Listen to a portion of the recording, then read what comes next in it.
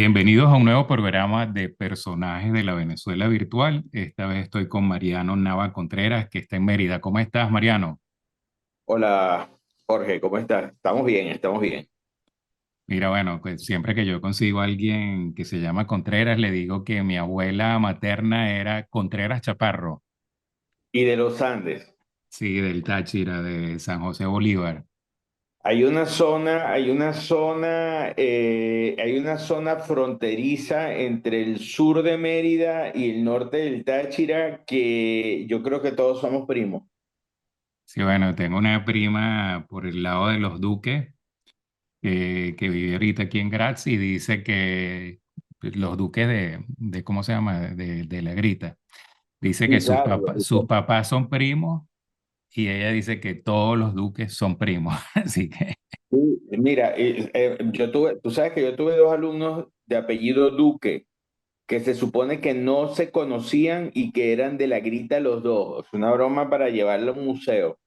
Y no vale, pero ellos decían que no se conocían y tú los ponías uno al lado del otro, tú decías, no, o sea, son familia, o sea, son familia, aunque no lo sepan, lo son. y bueno, yo en segundas nupcias ya me divorcié.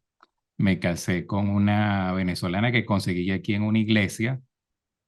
No la Wow. conocía, yo tengo desde prácticamente 1983 entre Alemania y Austria. Y entonces, Imagínate. bueno, fui por primera vez a una iglesia y me conseguí una venezolana y bueno, digamos que al tiempo me casé con ella. Y después nos hicimos el ADN y resulta que éramos primos cuartos. Sí, Qué susto. sí, Bueno, menos mal que no pasó de ahí, porque si no, bueno, hubieran repetido la historia de la hija de nadie y esperemos que, gracias a Dios, no pasó de ahí. sí. No, bueno, la verdad que el mundo realmente tiene una parte que tú dices, bueno, se ha chiquitado, por supuesto, que con esto del, por ejemplo, es un Así, ejemplo de lo que estamos haciendo hoy, ¿no? Que las así es. distancias se han relativizado en cierta forma para lo que se llama contacto o Es para así. mantener relaciones, etcétera. Pero claro, hay cuestiones de que uno dice de que vuelan, vuelan, ¿no? Hay otra cosa por Es ahí. correcto. Si hay algo por ahí flotando. Sí, en las estadísticas a veces uno dice las probabilidades, dice no, aquí hay algo que es más allá de lo que uno sabe, pues. Así es, así es, así es. Mira, bueno, estaba viendo todo tu currículum y esas cosas, se ve que eres un estudioso, no tienes cara de estudioso, los lentes, pero se ve que has estado, bueno, en cantidad de universidades y que, bueno, que te has dedicado a eso, eres lo que llama uno en inglés un scholar, Un escolar, así es. sí, Un académico. un académico, sí, bueno, y estás en una ciudad académica, o sea que, eh, Sí, todavía queda algo de eso, a pesar de todo, ¿no? sí, bueno, ahí algo queda, pero claro, es el fundamento de la ciudad, pienso yo, ¿no? En Sí, cierta forma. hay una tradición, y tú sabes que incluso antes de que fundaran el seminario, que con el tiempo se convirtió en la Universidad de los Andes, eso fue en 1785.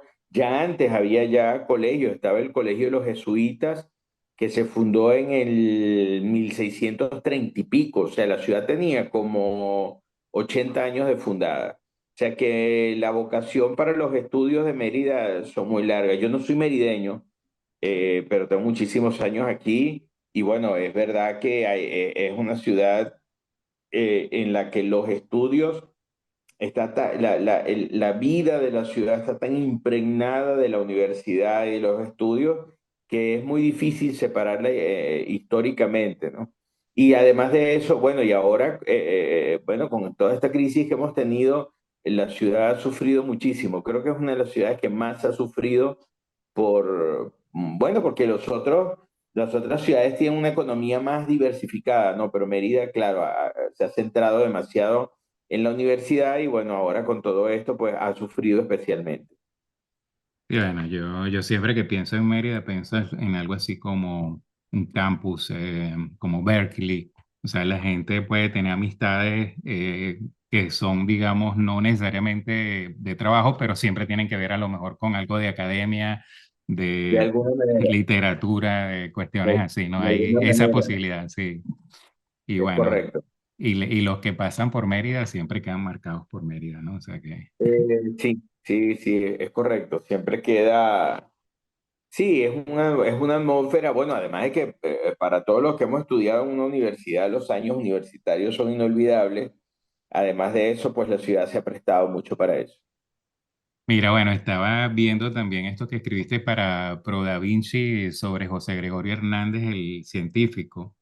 Y bueno, me llamó mucho la atención esa faceta de José Gregorio Hernández, digamos, la parte de filósofo y de que haya escrito cuestiones que no tenían que ver con medicina y esto. Te digo que yo vivo aquí cerca de donde está, aquí está, la llaman la casa de Gregor Mendel, y ahí está un instituto de la universidad y hay una calle de Gregor Mendel y bueno, Gregor Mendel también era un tipo de estos que uno dice era religioso, pero también aportó mucho a la ciencia, pues es alguien que tú dices, eso no necesariamente, uno no se imagina que existe ese paralelismo, ese dualismo ahí, ¿no? Y José Gregorio Hernández lo tenía, o sea, él en cierta forma no sería monje, pero le faltaba poco, pienso yo, ¿no? Quiso serlo. Él quiso ingresar a la vida monacal y no pudo. De hecho, viajó a Italia y trató de entrar en una orden monacal, pero no le fue posible. Lo que te puedo decir es algo, ¿no? En José Gregorio lo que siento es una búsqueda, una constante búsqueda, un hombre en busca de sí mismo y en busca del servicio a los demás, ¿no?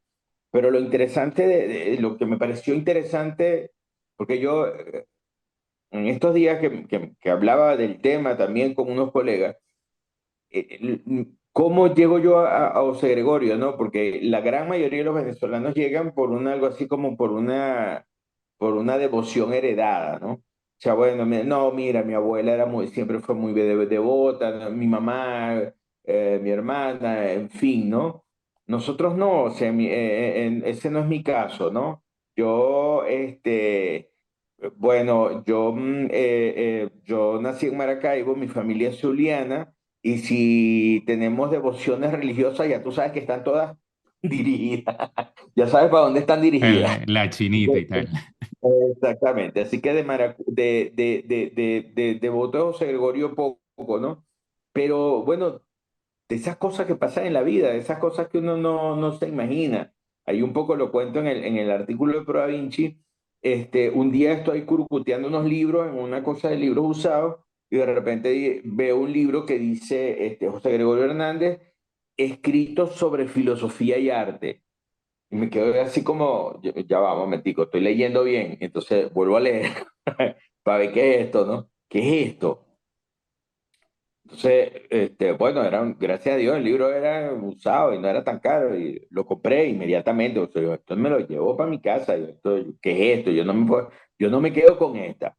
Y entonces, bueno, empecé a leer y te repito, al contrario, y no es que estoy diciendo de ninguna manera que yo sea especial para nada, de ninguna forma, sino lo que estoy queriendo decir es que al contrario de esa manera familiar, personal, que la gente que la mayoría de los venezolanos, con la que la mayoría de los venezolanos se acercan a la imagen de José Gregorio, para mí no, el primer contacto que tengo es con su parte racional, ¿no? Con su parte de escritura y su parte de por qué él, de esa parte racional, sí, vamos a decirlo así, ¿no? De esa parte de él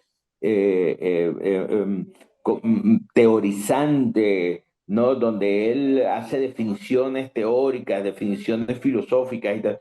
Y eso me dejó profundamente impactado, ¿no? Y a partir de ahí, por supuesto, me enganché con el personaje, vamos a llamarlo así, personaje, ¿no? sí, con mucho miedo a parecer irrespetuoso, ¿no? Porque no es un personaje, por supuesto, no es un personaje de novela ni nada, ¿no? Entonces, bueno, ahí empiezo yo a ver qué tipo de persona es, ¿no? Y luego, bueno, bueno, soy, por mi formación, soy un amante de la historia. Y, por ejemplo, la historia, la narración que no está en ese libro, por cierto, ¿no? De, por ejemplo, cuando él regresa de París, decide irse. Además, que eso a la mentalidad nuestra moderna, tú dices, bueno, pero ¿este tipo qué le pasa? O sea, él regresa de París, él dice, no, yo me quiero ir a ejercer a un pueblito de los Andes, con mi gente en mi tierra. Y tú te quedas así como tú dices, pero bueno, este señor está loco. Y entonces empiezas a ver y empiezas a leer esa travesía que hace él por los páramos merideños, que la he hecho tantas veces, claro, yo la he hecho tantas veces manejando mi carro, ¿no? Pero en burro, y entonces estaba lloviendo y estaba medio nevando, pero entonces él, antes de salir de Valera, resulta que lo están esperando unas muchachas para una fiesta, y el hombre entonces se echa tremenda rumba hasta las 4 de la mañana y todo, no bebía, pero bailaba. Y, y con aquel todo amanecido, coge aquel burro y empieza a subir por esos páramos, toda la narración de los pueblos que yo conozco también, porque es una carretera que he hecho muchas veces, y entonces luego llegar a esa Mérida Recoleta, a esa Mérida formal, a esa Mérida de la que todavía queda un poquito por allá, ¿no? Donde le llega una tarjeta del gobernador donde dice que, habiéndose enterado de que el doctor José Gregorio Hernández está en la ciudad, lo invita a un baile, no sé qué más. Entonces llega a rumbear otra vez. Entonces va también otra vez a bailar y a no sé qué más, y a conocer gente. Entonces, toda esa riqueza, eso a mí me dejó enganchado. Eso a mí me dejó enganchado. Digo, pero bueno, ¿quién es este tipo que escribe, que es un santo, que maneja 5 idiomas, que habla alemán, francés, italiano, y que estudia? Unos años antes yo había estado en París, allí en la universidad, y había visto que estaba en el Instituto que hoy es el Instituto Louis Pasteur, que queda, es una casita aparte. Ahí era donde él había estado y había aprendido y hecho los experimentos y la cuestión. Yo, bueno, ¿quién es este científico que se va a París y lleva una vida monacal en París, pero entonces llega a Valera y se va de rumba? Es entrar, yo creo que, mira, entrar en la psique de José Gregorio, más allá del santo, más allá del milagrero, más allá sino esa personalidad tan compleja, implica una búsqueda muy profunda, una búsqueda muy rica. Además, estamos hablando de esta Venezuela semibárbara de finales del 19, ¿no? De esta Venezuela de los caudillos y de las montoneras y no sé más. Y una persona con esta sensibilidad, que sin embargo, bueno, se va a bailar con las muchachas, porque además como que era medio buen mozo, y entonces, bueno, las chicas, además el doctor que vino de Caracas, ya me imagino que ella valeranas enloquecidas. Y entonces, pero él no, él está en una búsqueda personal, en una búsqueda, y de repente dice, no, yo me quiero ir, yo quiero abrazar la vida monacal. Mira, o sea, toda esa Mira, riqueza. y uno, claro, hoy en día uno dice, bueno, pero que cualquiera ha hecho un viaje así, ha ido a París, ha ido a este lado, eso, pero claro, si uno se pone realmente a remontarse a esa época, yo, por ejemplo, lo que es Miranda o este señor, yo digo, ¿cómo harían realmente para pagar? No había tarjeta de crédito, no había, te voy a hacer una transferencia para pagar esas aventuras, digamos, afuera de Venezuela y luego estamos Sí. hablando de esto, ¿no? Bueno, en el caso, en el caso de Miranda, sin duda, yo también es un personaje, te repito, lo digo con todo el respeto, que yo he estudiado bastante bien. En el caso de Miranda, evidentemente, si él no hubiera sido masón, no hubiera. Tenía Man, su networking, ¿no? Miranda llegó a comprar una casa en Atenas. Miranda compró una casa en Atenas. Él mismo lo cuenta él mismo lo cuenta en sus memorias, ¿no? Y yo hace unos años tuve la fortuna de tener un año sabático en Atenas y me dediqué a buscar la casa. Me dediqué a buscar la casa y no la conseguí. No la conseguí porque los archivos de esa época se quemaron, los archivos, y esos archivos deben estar, es más bien en este momento, esos archivos deben estar en Estambul, que era la capital obviamente, del Imperio Otomano y era donde estaba, de lo que dependía administrativamente la Grecia de entonces, ¿no? Pero me dediqué, por supuesto, Por supuesto, digamos que tenía la red masón, pero, o sea, vamos a suponer que, digamos, iba pongámosle, de Roma a Atenas. ¿Cómo hacer llegar al masón de Atenas que él va para allá? O sea, eso tiene sí, su, no, su estrategia medio. me imagino que merece un estudio bien interesante la red de la masonería que hay entonces ya establecida en Europa y que se está estableciendo en el Nuevo Mundo, ¿no? Ahora, en el caso de José Gregorio, bueno, él se fue con un estipendio, con una beca del presidente Rojas Paul. Este, realmente parece que se manejaban cartas de crédito porque Bolívar cuando va también recién enviudado a París y que la pasa en grande, él también vendió unas cosas y se llevó como una especie de cartas de crédito. Parece que habían como unos vales, como ese sistema realmente hasta ahí no llego. Yo adoro la historia y es un aspecto fundamental el que tú estás tocando. Porque Claro, evidentemente o esos sea, grandes esos grandes tal, tenían que financiarse de alguna manera. Yo no me imagino a Miranda viajando con un saco de morocotas. No, ¿verdad? Evidentemente eso debió haber funcionado de alguna otra manera. No no, existía y Money Transfer, no existía muy Cemex, arriesgado, ¿no? También, porque esos caminos también y muy habían arriesgado. asaltantes y todas esas cosas, ¿no? Sí. Sin duda alguna los niveles de riesgo son diferentes, claro que sí.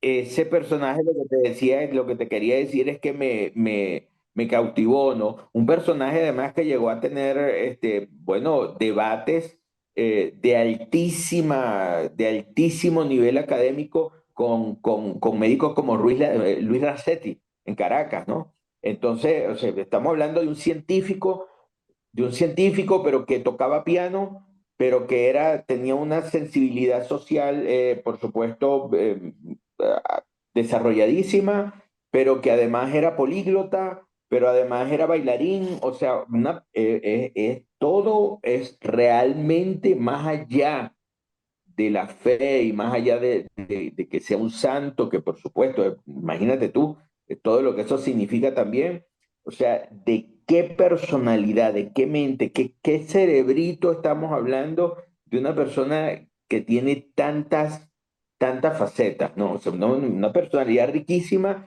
que además sale de la Venezuela profunda, porque esa es otra cosa, no pertenecía a las élites.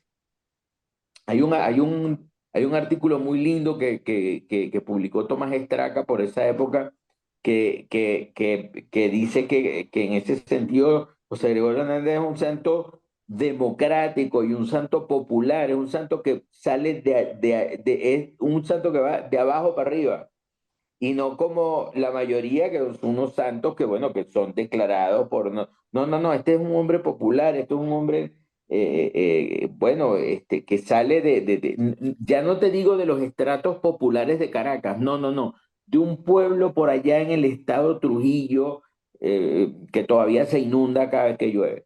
Entonces, que todavía es pueblo y hay que imaginárselo en eh, el siglo en XIX.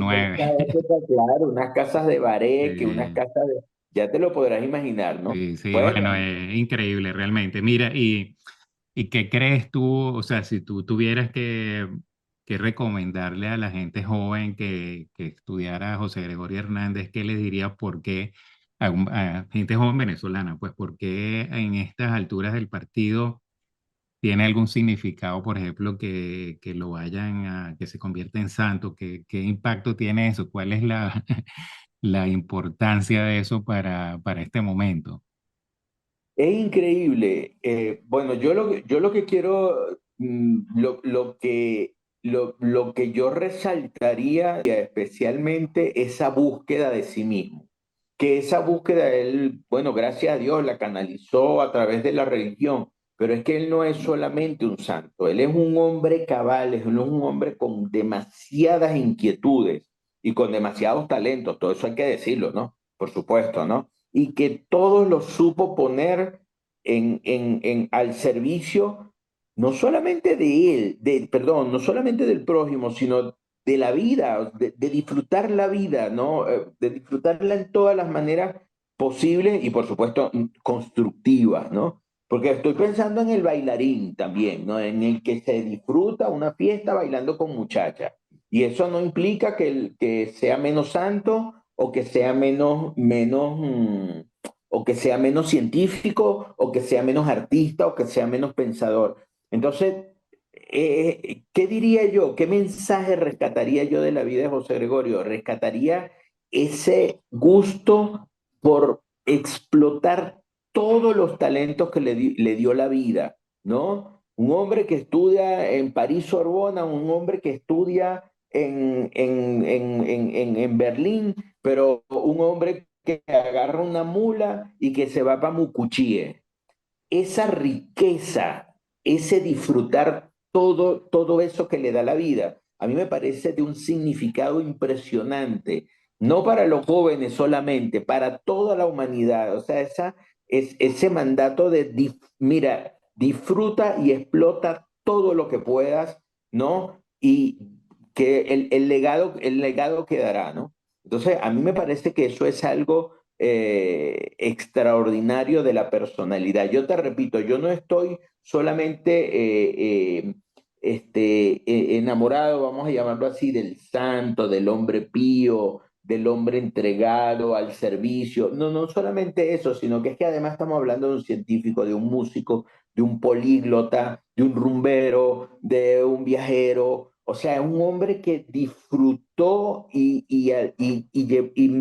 puso al servicio de todos, pero también de sí mismo, todos esos talentos que le había dado la vida. Y otra cosa también que te diría es que esa búsqueda, bueno, mira, esa búsqueda yo la siento a través de los libros, a través de lo que he leído, una búsqueda pacífica, una búsqueda serena, pero no necesariamente debió ser así. Seguramente tuvo que haber momentos dramáticos, momentos de crisis espiritual, momentos de duda. Por eso te digo, ¿no? El gran mensaje que me da a mí la biografía de José Gregorio Hernández es la de una vida cabal, disfrutada y explotada al máximo. Y bueno, yo creo que ese es el gran mensaje que nos deja. Y bueno, como tú dices, pues salió de un sitio que normalmente, pues, para llegar a la urbe de Caracas era un viaje, ¿no? Ahora imagínate todo lo que Mira, hizo. en ese momento había que sacar pasaporte holandés. Él bajaba en mula, a lomo de mula al puerto de La Ceiba. Ahí se montaban en una piragüita que los llevaba a Maracaibo. En Maracaibo tenían que sacar un pasaporte, una visa de los Países Bajos, de Holanda, para agarrar otro barco que lo llevaba a Curazao. Y de Curazao salían otros barcos que iban o a Puerto Cabello o a La Guaira. En el caso de él fue para La Guaira. Entonces, esa es la Venezuela de la que estamos hablando.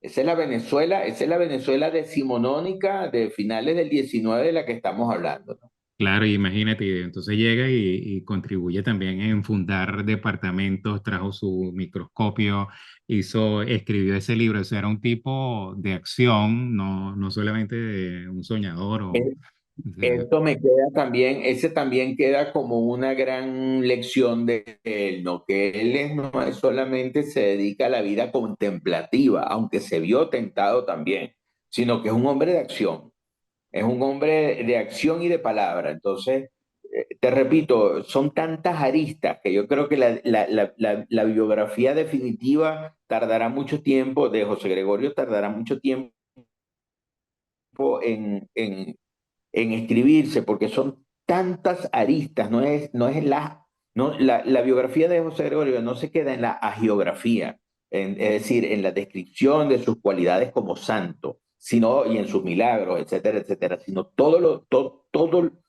que él como humano pudo explotar y pudo vivir. sí, bueno, a mí, por supuesto, yo vivía en Trujillo, en Pampán, y teníamos a Ignotú, uno muy lejos. Siempre me llamó la atención que la gente, pues, tuviera esa fe por él. En algún momento, me imagino que alguien lo empezó a representar como para resaltarlo como esa parte, digamos, de santo, o hubo alguna parte de la curia que se dio cuenta de esto.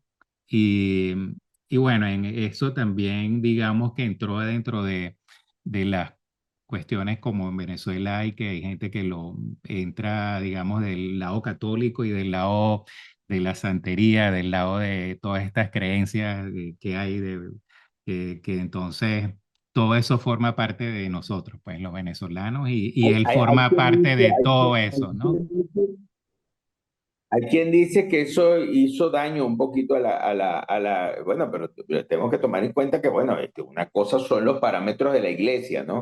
Y eso hay que también tomarlo en cuenta. Pero bueno, lo que yo te quería decir y lo que te quería resaltar es que para mí, como ser humano, en tanto que ser humano, José Gregorio va mucho más allá de la agiografía, de la vida del santo, de la vida del hombre pío, del hombre no sé qué más. O sea, va mucho más allá. Es un hombre rico con una personalidad y con una cantidad de talentos que realmente, vuelvo a insistir, pasará mucho tiempo antes de que un biógrafo se meta en todas estas facetas y sea capaz de comprenderlas y ubicarlas, contextualizarlas en esa Venezuela de provincias, en esa Venezuela semibárbara de finales del 19, que no te estoy diciendo cualquier tontería, ¿no?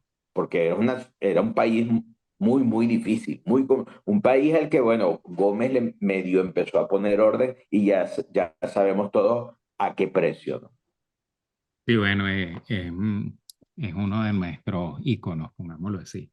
Mira, Correctamente. bueno, con esto de que eres experto en Grecia y esas cosas, Eh, bueno, ¿cómo ves la odisea que estamos pasando los venezolanos? Me imagino que llegaremos en algún momento a un final feliz, pero ha sido también una cosa así tipo tragedia griega, ¿no? Ha sido una gran tragedia, ha sido una gran tragedia, lamentable el costo. Tú sabes que yo tuve una profesora en la universidad y ella era exiliada argentina, es mi maestra, todavía vive, imagínate, y todavía está súper activa, ella es admirable. Y vive aquí en Venezuela, aquí en Mérida, ¿no? Se quedó aquí. Y una vez estábamos hablando bueno, de tantas cosas, ¿no? Y creo que estamos hablando de una familia argentina que se disgregó, se, se regaron la diáspora argentina por el mundo, ¿no? Y que fulano, el papá tenía no sé cuántos años sin ver a la hija y yo me quedaba escuchándola y ella me dice, Mariano, uno cree que el costo, el daño de las dictaduras los presos políticos, los torturados, la película, ¿no? La canción de Rubén Blades, la película, el torturado, el desaparecido, el no sé qué más. No, no, no, no, no, no. Este es el verdadero daño. Las familias disgregadas, el sufrimiento, la gente que muere, las estadísticas de suicidio, de lo que no se habla, las estadísticas de gente que muere por cáncer, por ACV, las estadísticas de los enfermos mentales porque no hay, porque se acabó el suministro de ciertos medicamentos o esos medicamentos simplemente son incomprables para la mayoría de la población. O sea, el verdadero costo de estos regímenes va mucho más allá del cliché de la película, del torturado, va mucho más de eso, ¿no? Yo pienso que en ese sentido, mis estudios eh, sobre el mundo helénico me han servido para darme cuenta de que primero la historia no es la historia, la historia no es unívoca, la historia es polifónica. Hay muchas historias que se juntan y que parecen un guión de una película de Iñárritu, ¿sabes? Se unen, se tal, pero dentro de todo eso hay una tristeza flotando, hay una tristeza que está allí y que bueno, y que aún a un pueblo como el nuestro, que todo es una guachafa, que todo es un bochinche, como diría Miranda, esa tristeza está ahí, esa tristeza está ahí y esa tristeza nos va a marcar por muchas generaciones.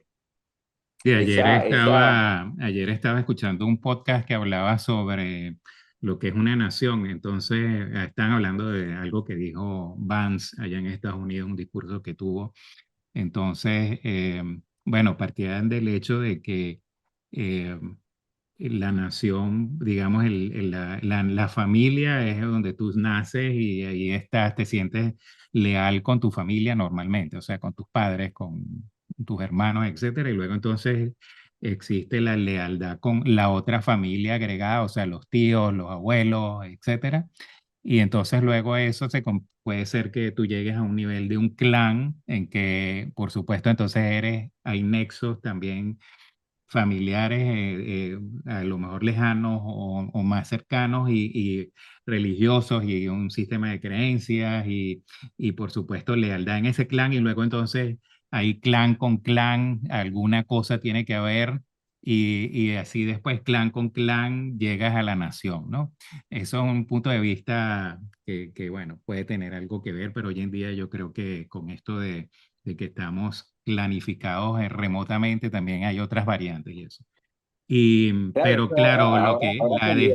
la destrucción de un país es cuando tú desarticulas estos clanes, la familia, o sea, imagínate que de verdad la nación se fundamentase la nación original en una reunión de clanes, los Contreras, los Duques, los tales, llegamos a Mérida, llegamos al Táchira, o sea, y que ahora lo estás desarticulando, ¿no? O sea, el daño está ahí, el daño está en la médula de la sociedad. Sí, ese es un daño profundo. Me consuela saber que prácticamente no hay país que no haya pasado por traumas parecidos, ¿no? Y que los estén pasando, aunque por ahí hay un refrán que dice que consuelo de muchos, ¿no? Pero realmente yo no creo que Venezuela tenga así como las tragedias griegas, ¿no? Tenga una maldición especial, ¿no? Un sino. No, bueno, hay una cantidad de factores lamentables, de factores desgraciados que hizo que llegáramos hasta ese lugar. Ahora bien, más allá de esto que estamos viviendo, de cuán largo nos toque todavía soportar o cuán breve sea, no lo sabemos porque yo si hay algo que he aprendido es que hay cosas que se están cocinando y que los seres de a pie no tenemos la menor idea de muchas cosas que se están cocinando y que el azar también está cocinando. Pero independientemente de eso, yo sí creo, después de estudiar, yo también tengo estudios de historia en la UCAP y de historia de Venezuela, y me fascina la historia de Venezuela, por supuesto. Yo sí creo que nosotros tenemos como nación algunos problemas que resolver, independientemente de que esto pase pronto o pase más tarde. Obviamente, si pasa pronto, estaremos en condiciones de resolverlo antes, ¿no? Pero sí creo que tenemos algunos problemas en nuestra mentalidad como venezolanos, ¿no? El mesianismo, el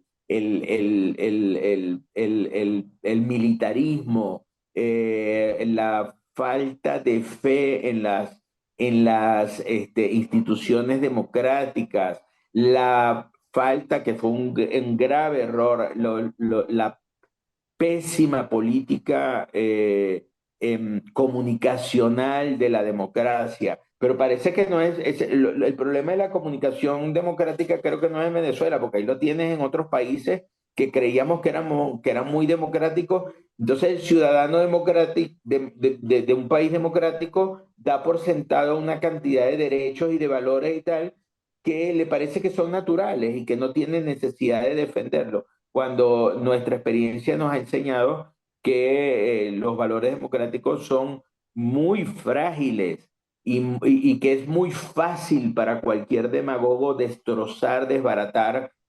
Bueno, ahí tienes el auge de los partidos de ultraderecha, nada menos que en Europa, ¿no? Y que no se salva a nadie, porque estamos hablando de Alemania, con los traumas que pueden haber tenido, pero también en Francia, que los franceses se sienten tan orgullosos de su institucionalidad, y ahí está la ultraderecha nacionalista roncándole en la puerta. Entonces, ya no te digo Vox en España, en fin, no quiero dar nombres tampoco, pero lo que quiero decir es que creo que ahí la democracia general, no solamente la venezolana, visto nuestro fracaso, tiene que hacer una revisión de, de, de qué está pasando con el ciudadano. Y yo creo que la médula, y me vas a disculpar porque no quiero sonar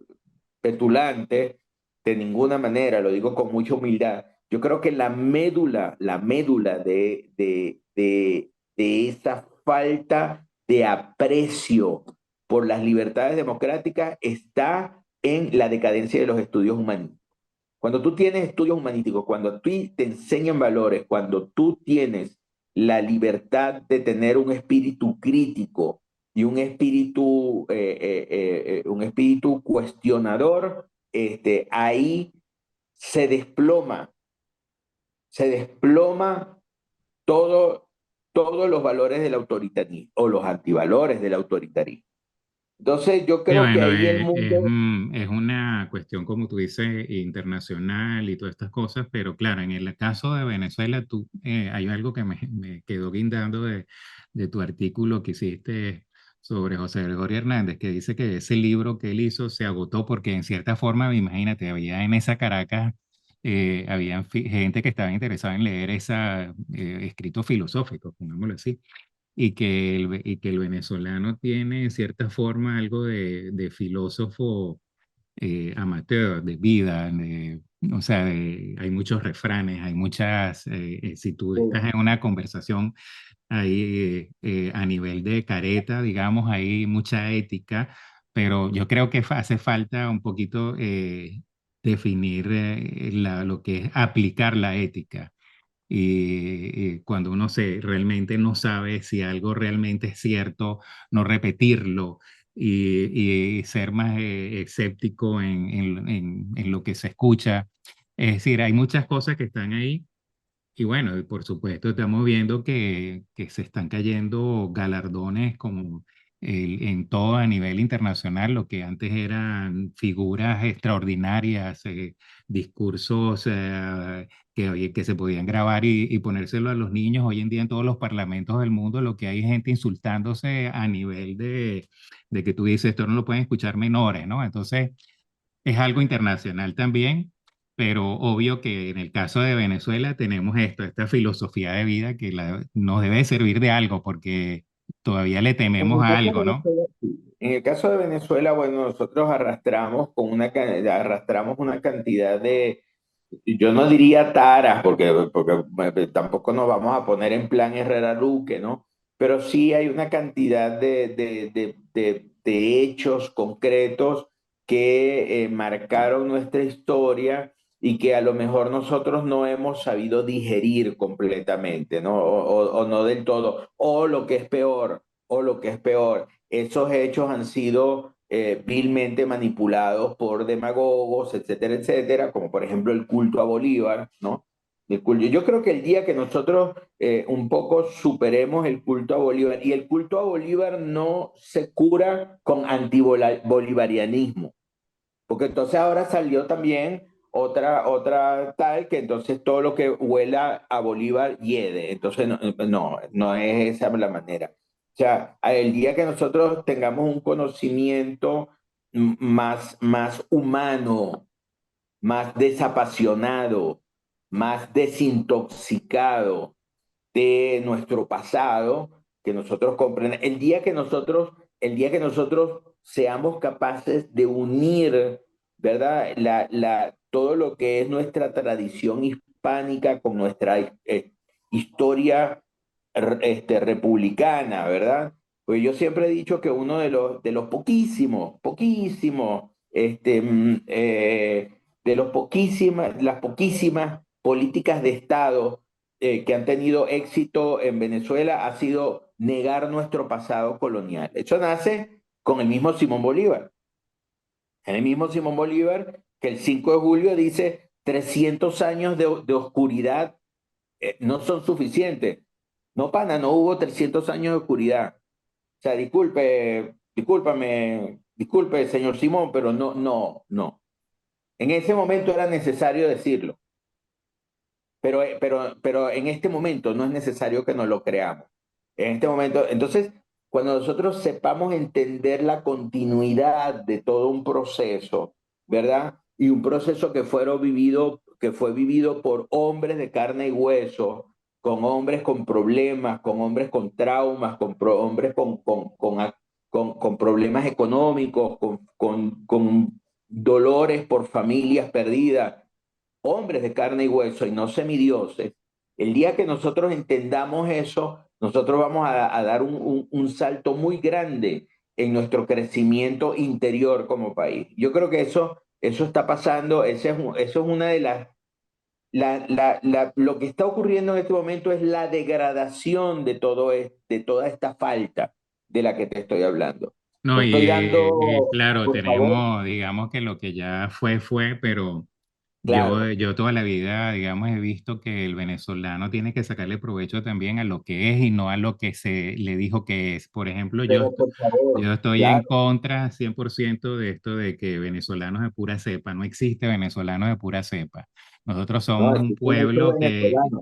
no, bueno, existimos unas mezclas que son el futuro más bien de lo que debería ser el mundo, de que, que no exista la raza como tal, sino que tú eres amigo y punto, o sea, y eres colega y punto, y eres vecino y punto, y esas pendejadas de que estos son blancos, estos son negros, estos son indios, eso no lo hemos tenido nosotros tan marcado, No, gracias a Dios. pero la política lo ha usado con esto de que si hay un venezolano que es más venezolano y cosas de esas. Y eso te Sí. impide a que tú te pongas, digamos, más cercano a lo que es a España, a Portugal, a mismo Estados Unidos, a Italia, a Grecia, o sea, que tú te ubiques como más lejano porque es que no eres. Porque Resulta que sí sabes somos que yo, de todo un sabes que poco, yo ¿no? digo, yo siempre pienso que si en algún punto nosotros los venezolanos estamos en ventaja para comprender la antigüedad griega, es que somos un pueblo mestizo, como lo fue el pueblo griego. Exacto, ¿no? Y tenemos Como muchas lo fue el cosas pueblo comunes, griego. El ¿no? pueblo griego está compuesto por una cantidad de oleadas de migrantes que llegaron, que empezaron a llegar al mundo Egeo desde el finales del Neolítico y que todavía a estas alturas está llegando gente y se está incorporando y está enriqueciendo una cultura. Entonces, en ese sentido, nosotros estamos en una capacidad mayor de comprender cómo se comportan estos pueblos que son acogedores. Bueno, ahora nosotros lamentablemente somos fabricantes de emigrantes, porque bueno, porque ese es el camino que lamentablemente tarde o temprano va a seguir cualquier país que abrace este tipo de sistemas políticos y económicos. Pero eso, en el momento en que cambie esas cosas, nosotros nos debe, más bien, como tú muy bien estás diciendo, acercarnos a entender mucho mejor el devenir histórico de estos otros países que han sabido superar esto y que han sabido salir adelante a pesar Mira, de la pon el caso este, por ejemplo, en Pampán. Había un cine ahí en una esquina, ahora eso es una venta de artefactos eléctricos que trajo un sirio seguramente, una gente del Líbano o algo así. ¿Tú crees que el venezolano, ahorita muchos venezolanos que vienen aquí a Europa dicen, pero es que Madrid o París o mismo Viena está plagado de musulmanes y eso? ¿Tú crees que el venezolano en esa época que se plagó de comerciantes sirios o libaneses dijo, estamos plagados? No, los absorbió hasta el punto que ahorita son parte de la sociedad. O sea, nosotros hemos avanzado a pasos agigantados en este sentido.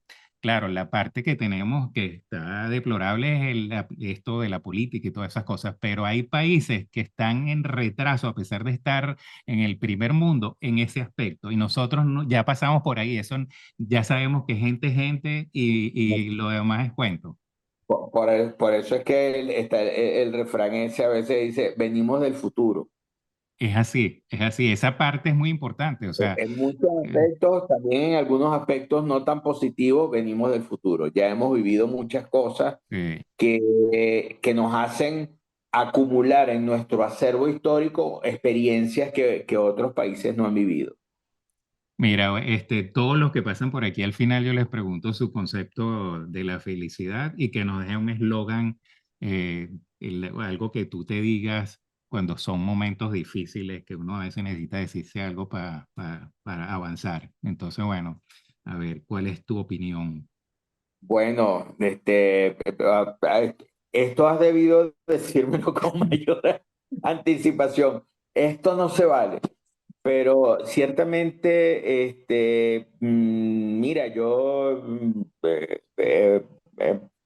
bueno, como todo el mundo, hemos pasado por momentos difíciles y creo que ya a estas alturas sabemos que la felicidad no es un estado, no es un estado plano, no es un lugar, no es una pradera plana y con unas condiciones ideales, sino que son momentos que tú debes, y volvemos de nuevo a nuestro querido José Gregorio, que tú debes saber identificar y explotar para tu bien y para el de los demás. Eh, en estos días leí un reel que puso mi esposa, por cierto. Me dice, me estás escrachando. No, no te estoy escrachando, mi amor. Todo lo que tú pongas me importa. Entonces, y quedé bien. Con esa respuesta quedé bien, creo. Pero el reel me hizo pensar demasiado, demasiado. Ella puso, no sé dónde lo sacó, puso, no, no lo escribió ella lo consiguió y lo puso en Instagram. Y el reel decía, sí, decía, tal vez la felicidad no es la sospecha o el temor de que existe otro lugar que necesariamente tenga que ser mejor que este. Tal vez la felicidad es darnos cuenta que donde estamos bien después de todo y que tenemos que disfrutarlo. Es una Sí, concepción totalmente diferente, es una concepción no activa, no utópica de la felicidad, sino la felicidad como un estado que está dentro de nosotros y que simplemente tenemos que saber identificarlo y disfrutarlo, ¿no? Eso me dejó pensando, como tantas cosas que dice mi esposa, por cierto, pero bueno, eso me dejó pensando muchísimo, ¿no? Y pensé eso, ¿no? A lo mejor estamos acostumbrados a pensar una felicidad activa, es decir, tenemos que ir a un lugar maravilloso, a un lugar utópico a buscarla y no, a lo mejor no, a lo mejor está junto a nosotros y no sabemos reconocerla, Sí, a y lo mucho menos mejor disfrutarla, muy por supuesto. pendiente de lo que no tenemos, a lo mejor en ese sentido, ¿no? O Exacto, sea, ¿no? lo que no hemos alcanzado. Bueno, hay Exactamente. gente que es feliz y lo disfruta, ¿no? También. Mira, y Es correcto. ¿qué eslogan te aplicas o le dices a tus hijos o a tu esposa, no sé?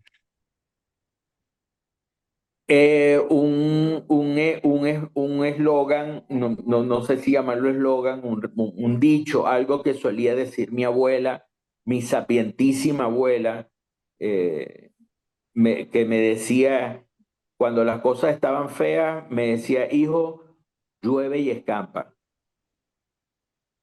Sí, o sea, así es, sí. No, bueno, mira, ha sido un placer esta conversación. Jorge, lo Com- disfruté com- muchísimo, encantadísimo. como todas las cosas que hay que encapsular, pues tenemos que terminar, pero indudablemente que podríamos hablar horas y eso, ¿no? Y bueno, te felicito realmente. Se ve que has experimentado distintos campos académicos. eh, bueno, te has dado gusto en la vida a través del intelecto. Eh, Me encanta la forma como has tratado a José Gregorio Hernández, que ahora vamos a ver cómo se convierte después en octubre, pero obviamente va a ser uno de nuestros íconos por muchos años. Sin duda alguna, Eh, sin duda. sí, y bueno, de las cosas buenas que hay que recordar, así Claro la que parte sí. buena de Simón Bolívar también y todas esas cosas, ¿no? Así que bueno, te mando un abrazo.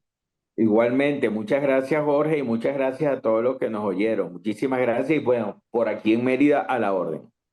Bueno, un abrazo. Un abrazo.